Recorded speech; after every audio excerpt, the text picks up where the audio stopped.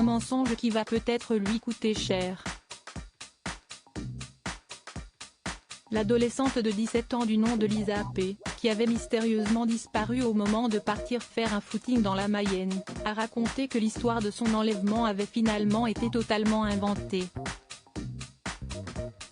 Dans un premier temps, la lycéenne a évoqué l'existence de plusieurs ravisseurs lors de ses premières déclarations à la police. La procureure de la République de Laval avait donc indiqué que l'enquête, initialement ouverte pour disparition inquiétante, avait été requalifiée en enlèvement et séquestration. Sa première audition racontait ce récit: elle avait été enlevée par deux individus qui roulaient dans une camionnette verte lors de son jogging. Elle disait ensuite avoir réussi à se libérer avant de se réfugier dans un kebab où elle a été retrouvée. Alors que les gendarmes ont remarqué des incohérences, ils ont décidé de faire une seconde audition, pour les aider dans leur enquête. Lors de cette dernière, survenue ce vendredi 12 novembre, l'adolescente est revenue sur ses pas, disant que ses blessures étaient d'origine accidentelle et qu'elle n'avait pas été enlevée. Une déclaration choc pour les enquêteurs, mobilisés depuis plusieurs jours. Elle aurait notamment déchiré son t-shirt avec des ciseaux, a indiqué la procureure.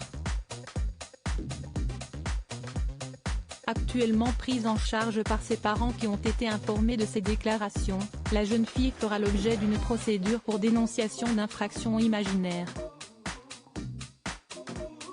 Des faits passibles de 6 mois de prison et 7 500 € d'amende. Un traumatisme lié à un cambriolage ?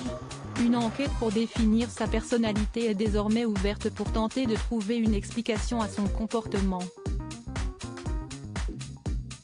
Vient donc le temps de comprendre pourquoi une telle invention.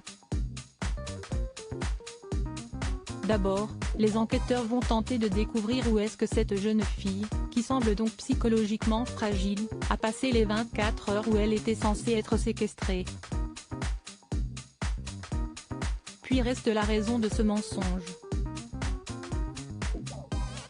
Une fugue. La volonté d'attirer l'attention ? Selon le journal Le Parisien, la jeune femme a avoué qu'elle était restée traumatisée d'une précédente agression. Celle-ci aurait eu lieu lors d'un cambriolage qui serait survenu en 2019, à son domicile de Saint-Brice. La lycéenne a expliqué aux gendarmes qu'elle se trouvait seule chez elle au moment des faits, et était tombée nez à nez avec les voleurs, qui l'auraient bousculée. Les enquêteurs vont désormais se renseigner sur cette affaire, et vérifier si elle aurait pu aboutir à une perturbation psychologique assez forte pour déclencher tout ce remue-ménage. Les parents de Lisa ont également été interrogés afin d'aider la police à comprendre la personnalité de leur fille. Une expertise psychiatrique a logiquement été ordonnée en attente d'une nouvelle audition. Une chose est sûre, des secrets vont encore être révélés.